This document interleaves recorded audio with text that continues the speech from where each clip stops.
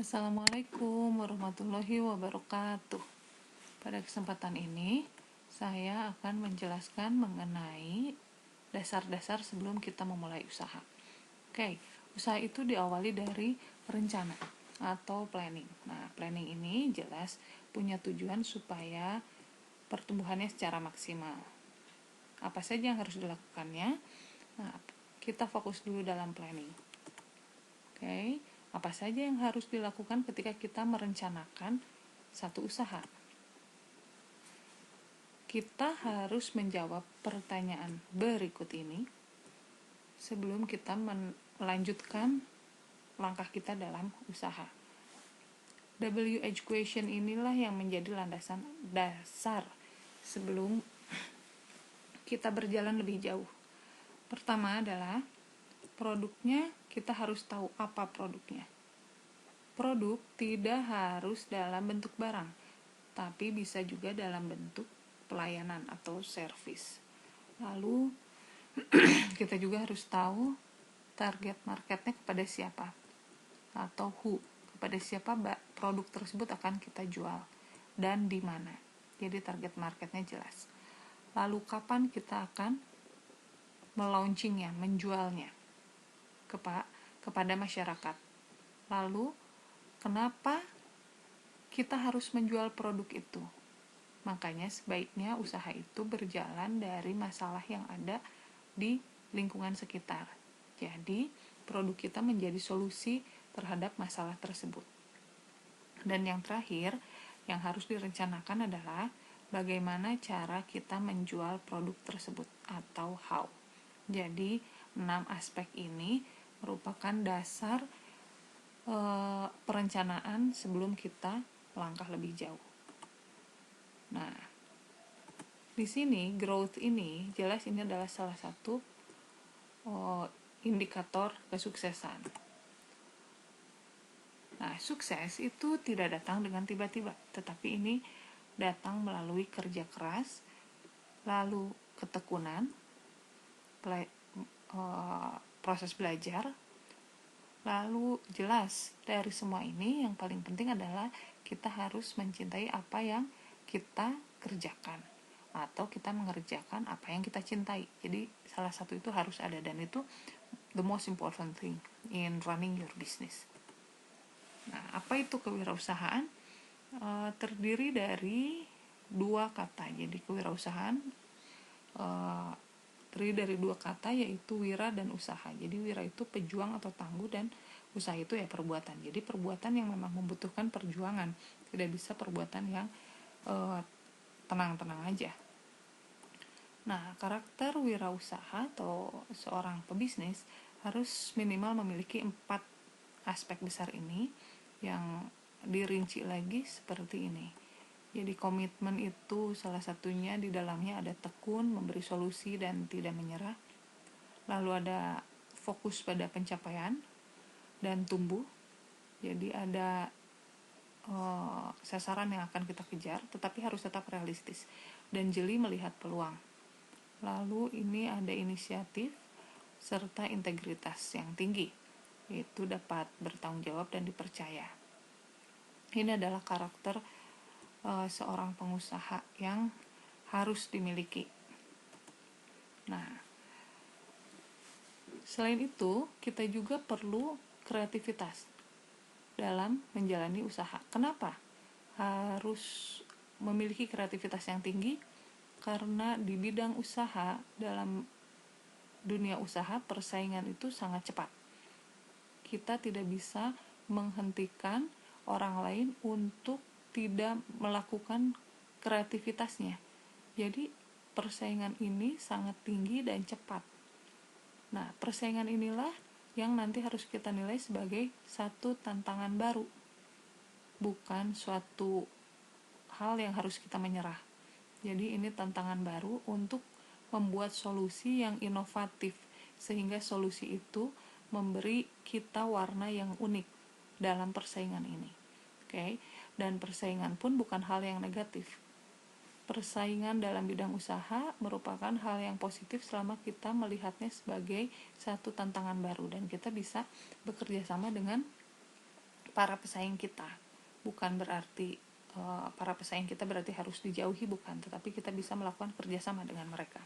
Oke, jadi saya ulangi, pentingnya kreativitas itu karena di dunia usaha persaingannya begitu tinggi dan itu membutuhkan solusi untuk menyelesaikan atau memenangkan pasar secara fair, secara baik. Jadi itu persaingan adalah tantangan yang harus dihadapi dalam dunia usaha. Nah, tujuan berwirausaha jelas harus ada tujuan yang jelas, dan tujuannya itu harus memberi solusi pada lingkungan sekitar secara positif. Jadi kita niatnya adalah harus memberikan solusi dengan tujuan yang jelas. Karena niatnya harus memberikan solusi dan tujuan yang jelas, sebaiknya kita melakukannya dengan passion atau dengan hati. Jadi kita melakukan sesuatu yang kita senangi atau kita mencintai yang kita kerjakan. Walaupun seperti ini, tetap harus ada target dan profit untuk menjalankan roda usaha itu. Bagaimana caranya? Salah satunya adalah harus fokus pada tujuan, lalu tetap istiqomah pada tujuan, tidak berpindah-pindah. Jadi fokus dan istiqomah salah satunya. Nah, ini kegiatan yang bersifat kewirausahaan. Nah, ada beberapa, tapi di antara semuanya adalah sikap merupakan dasar yang paling utama. Sikap yang positif, cara berkomunikasi, bernegosiasi, dan bertoleransi adalah salah satu kunci yang utama untuk bisa menjalani roda usaha dengan baik. Bagaimana orang lain bisa nyaman dengan kita, dan bagaimana kita bernegosiasi dengan lingkungan. Nah, untuk melakukan ide usaha, kita harus melakukan SWOT analisa. Apa itu SWOT analisa? Yaitu strength, weakness, opportunity, and threats. Oke. Nah, ini ancaman. Ancamannya harus kita analisa. Ini usaha kita ini resikonya seperti apa? High risk, low risk, atau tanpa resiko sama sekali.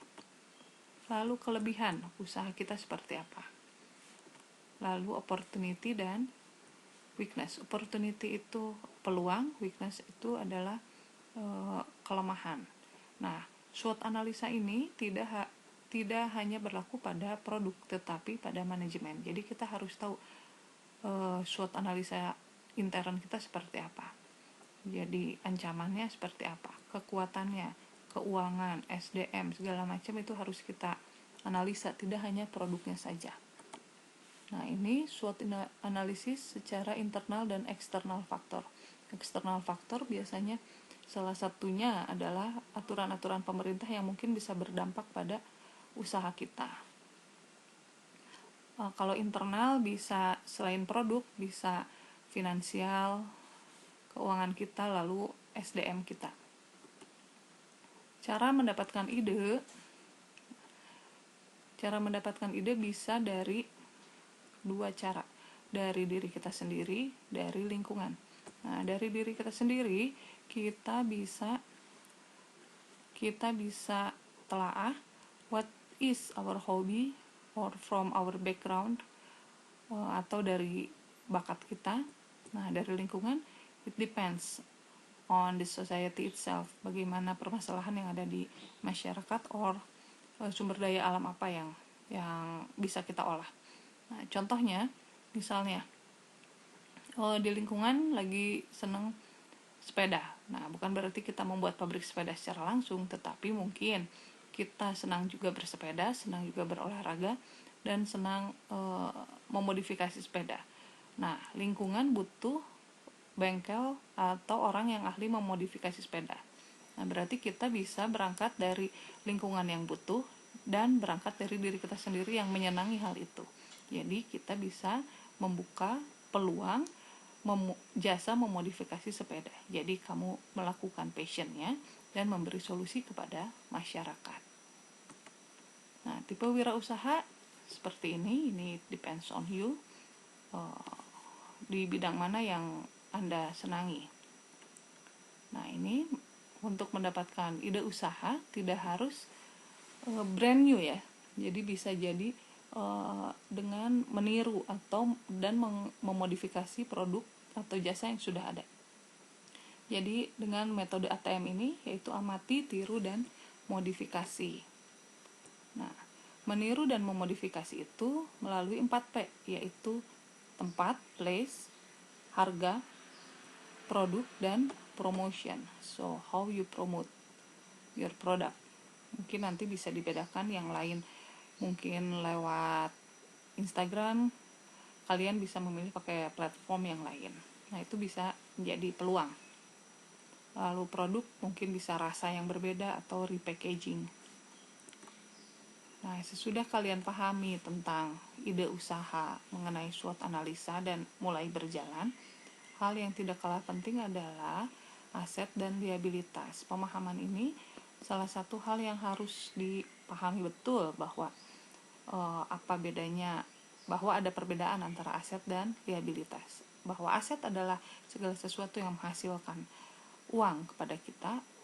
On the other side, kewajiban atau liabilitas atau beban berarti kita mengeluarkan uang untuk barang tersebut. Nah, ketika rumah direnovasi untuk disewakan, berarti itu menjadi aset. Atau mobil yang disewakan itu bisa menjadi aset. Tetapi ketika motor 90% dipakai untuk kegiatan pribadi, berarti itu menjadi beban. Karena kita harus menanggung dari kantong kita sendiri. Jadi kita harus betul-betul paham mana itu aset dan mana itu liabilitas atau beban. Sesudah kalian pahami apa bedanya aset dan liabilitas, berikutnya adalah bagaimana memanage atau mengatur perusahaan, mengatur uang, segala macam. Makanya kita harus berangkatnya dari planning. Nah, jadi we have to know how to manage it. Okay, produk sudah tahu, sudah berjalan, sudah bisa memisahkan antara mana aset dan liabilitas. Berikutnya adalah we have to know how to manage the money and the company also. Well, this is the definisinya untuk definisi manajemen. Jadi kita mengatur semuanya. Jadi manajemen itu dasarnya terdiri dari 4 POLC atau POAC, planning, organizing, leading, and controlling. Okay. Leading bisa juga ada yang pakai A atau actuating. Nah, ini manajemen principle. Jadi dari semuanya memang harus planning yang pertama. Okay. Planningnya mau ke arah mana? Jangka pendek, jangka panjang, jangka menengah. Lalu planningnya itu harus terukur. Okay. Yang kedua harus jelas waktunya. Lalu harus masuk akal. Tidak bisa kita terlalu tinggi. Okay. Lalu organizing ini pengelompokan SDM kita berdasarkan bakatnya masing-masing dan kelebihannya masing-masing. Nah, actuating ini berarti pergerakan, bagaimana kita bisa melakukan pengaturan untuk menggerakkan orang-orang berdasarkan planning yang sudah kita buat. Jadi ini pergerakan, ini pengelompokan orang-orang beserta pengelompokan pekerjaannya, actuatingnya pergerakannya semua ini seperti apa, dan yang tidak kalah penting dan bahkan ini paling penting adalah controllingnya atau pengawasan. Di mana pengawasan ini termasuk pada pengawasan planning, apakah sudah sesuai dengan rencana kita dan tujuan kita. Lalu ketika pergerakannya seperti apa, harus ada controllingnya, pengawasan secara berkala, rutin, mendadak. Lalu sebelum pengerjaan, selama pengerjaan, dan sesudah pengerjaan bagaimana pergerakannya. Jadi controlling ini merupakan hal yang sangat penting dalam manajemen, dalam melakukan jalannya bisnis. Oke, sampai sini saya kira cukup. Kita lanjut lagi di pertemuan atau di video berikutnya. Mudah-mudahan ilmunya sangat bermanfaat bagi pengembangan bisnis kalian semua. Assalamualaikum warahmatullahi wabarakatuh.